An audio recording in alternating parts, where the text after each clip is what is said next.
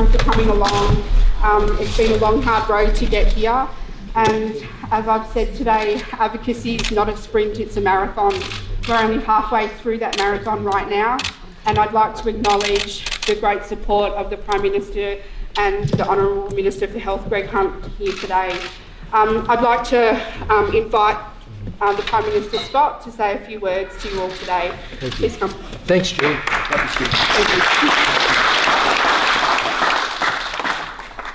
Well, first of all, Julie, thank you very much for inviting me to be here today with my good mate Greg Hunt, the Minister for Health. But can I particularly thank all of you for being here today and the effort you've made to be here today for this important event, and the work that you're doing and the tireless work you're doing, and keeping us focused on the importance of this disease which afflicts so many, and it's important that we raise the awareness of that. And before I go any further, can I acknowledge the honourable people, elders past and present and emerging, and also any veterans who are here today, and simply say to you thank you for your service. But for those who have been serving this community for a long time, and Julie's one of those, it was a couple of years ago when I came along to an event just like this. It was one of the other rooms a bit further around, and I was treasurer at the time, and it was a busy day, as they always are around this place. And my wife Jen got onto me and she said, "This is on in Parliament House today, and you need to be there." And I was. And I sat quietly at the back of the room. I just listened to the stories, and importantly, the issues around diagnostics and the issues around Spinraza and things like this. And I must admit, it had the desired effect. And I was pleased to be exposed, Julie, to your wonderful advocacy and the way, not just how you talked about this issue, but also how you were able to support the families and those who live with this disease every single day, and assisted them to be able to put that message to those of us who come here to make decisions about all of these issues. And so from that beginning, and Jenny asked me to come on that day because she was aware of families in our own community that were living with this as well. And we've always been struck, Jenny and I, by the bravery of Australians. We have the great privilege to see Australians in so many great challenges of life, whether it's the challenges they live with every single day, as you do, whether it's the challenges of those who are struck by natural disaster or tragedy in their lives. And we always have the opportunity to see Australians often in their worst of times, but we see them at their best in those worst of times. And that's something I know you live with and you demonstrate each and every day. So it's a mission that we get. And our strong investment in research and diagnostics and treatment is there to demonstrate our commitment. I'm also pleased today that we also need to raise awareness of SMA. I didn't know a lot about it a couple of years, to be honest, when Jen said, get yourself along to that briefing. And raising awareness about this disease is incredibly important in terms of getting the opportunity to access the various diagnostics and other things that can enable people to improve their situation. And so with SMA Australia today, we're announcing that we're going to invest $327,170. It's a very specifically priced campaign, this one. They've clearly done the work right down to the last dollar to make sure it's going to do all the work that is necessary for a spinal muscular atrophy awareness campaigns, and this is important, to support GPs, health professionals and parents on SMA. This is not some broad brush program. This is about getting the message to the people who are going to make decisions in the lives of Australians. GPs my cousin's a GP, and he chose to be a GP and loves the job that he does. But I'm always amazed at the number of conditions and issues that he has to be aware of as a general practitioner. And that's a tough job. To know all of these things, to know all of the signs, to know what to look for, and to know what the possible issues are. And the number of patients you see every day, I'm in awe of both their intellectual capability as well as their personal empathy and their sensitivity in trying to work with families. And so we need to help them. and help raise awareness about these conditions with GPs and other health professionals, but also parents. As a parent myself, you're often not aware of the things you need to be aware of, but you want to be. And where we can give a hand to help people's awareness, I think this is a good thing. The statistics are compelling. 1 in 40 people are carriers of SMA. If 2 carriers of this recessive gene have a child, there is 1 in 4 chance that their child will have SMA. 1 in 10,000 live births in Australia is affected by SMA. And so this is an important mission that we're engaged in together, and it's your strength and bravery, those who live with this and your family who live with this every day, I think, which provides the greatest testament of why we must continue. I particularly again want to thank Julie as CEO of SMA Australia for her commitment to the families and her unrelenting support for information and advocacy. And so we have listened. Spinraza is now helping as a result of the initiatives we've taken in the budget. That is helping with the slow progression of this disease and in many cases halting its progression. And without the subsidy, patients, as you know, will be paying more than $360,000 a year.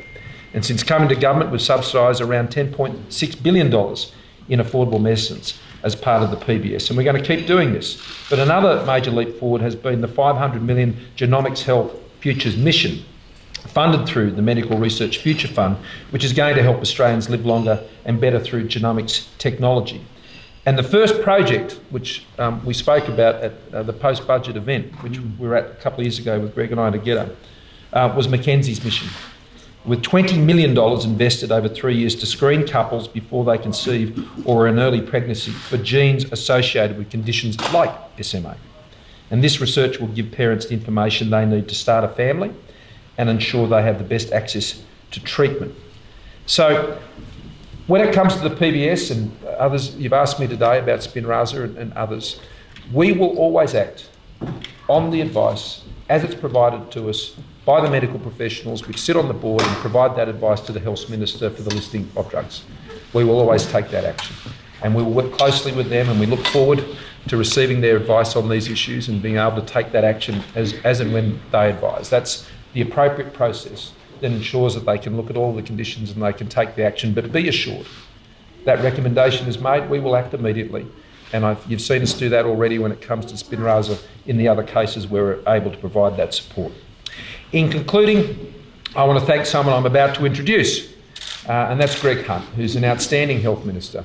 It's not just because he's a pretty clever bloke, it's because he combines that with an incredible passion and sensitivity and empathy for those he's seeking to help in his job as Minister for Health. He brings all of that to our table when we consider these issues.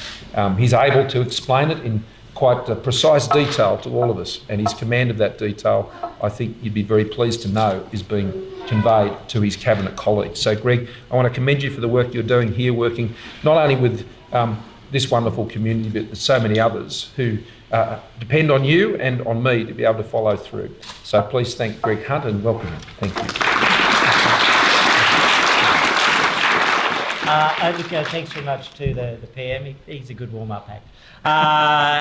But to Julie, to Peter Murphy, to Michelle, to everybody who's here today, Nicole Millis from Rare Voices, but especially to all of our patients who are here today, people who are, as Scott said, living with SMA, and whether it's Micheline or Monique or Julie, our really wonderful, courageous leaders. We're here for you today, and Scott's taken you through many of the important things we're doing, but think of it this way. Our task is to provide a means of preventing, identifying and treating SMA and improving education. The Prime Minister's already set out that we'll be allocating $327,000 to the education of our medical professionals by working with SMA Australia over the next 2 years. And Julie, you're a mum who's faced the worst and the hardest of all of the journeys. But you said, I want to make sure that other kids don't have the suffering that we had and other parents don't have that suffering. And you've been true to that commitment, and if we're helping you, we're helping others.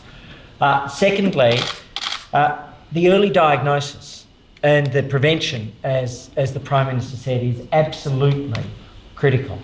So Mackenzie's mission came from Rachel and John and Casella, who lost their beautiful Mackenzie to SMA in the first year of her life. A seemingly beautiful, healthy, young life with everything ahead of her, and they lost her only a few months after she was born. And their story affected both of us and led to that mission, which initially started off looking for the genetic biomarkers that would indicate Fragile X, SMA and cystic fibrosis, and we hoped some hundreds of others. The latest advice that I have from Professor Catherine North is that the likely testing will cover not just all of those three, but 1,000 different genetic conditions, because the science has evolved so much in the last 18 months that we believe that we'll be able to screen preconception for over 1,000 different genetic conditions, of which SMA was the driving, motivating force.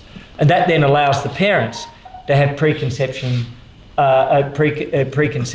screening, and then to have pre-implantation testing if they choose to go down that path.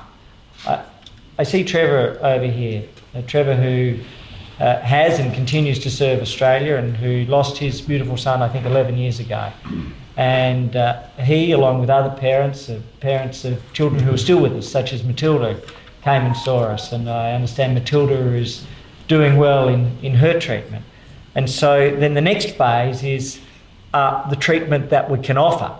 Now, we've already listened to the medical experts, and when they recommended Spinraza, Scott, as Treasurer, moved in record time to list it and to announce it. And the latest advice that I have is over 150 families are accessing Spinraza for their young children. Our next task is to have the Pharmaceutical Benefits Advisory Committee, the medical experts, consider Spinraza for over 18s. My office met with the sponsors today, and we have encouraged them to submit to the PBAC, and we make this guarantee that just as we did with Spinraza for under 18s, if the medical experts recommend it, we will list it.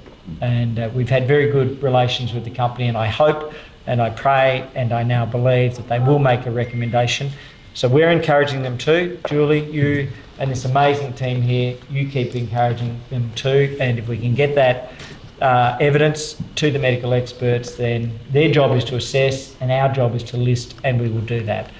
Then finally, one of the other things that's immensely important is early diagnosis, and a proposal which you have is for screening post-birth, so as we can identify those children that are born with the markers. I can announce today that I have asked Professor Catherine North, the head of the scientific committee for the Genomics Committee and the Genomics Mission, to consider on an expedited basis the case for and the pathway to national genomic screening on a voluntary basis for children after they are born. Won't happen overnight, because there are great questions of science and ethics to consider, but as of today, we have commenced that process. And that is our response to you, and that is our duty. But above all else, it's our deep, personal, passionate commitment. We honour you and we thank you.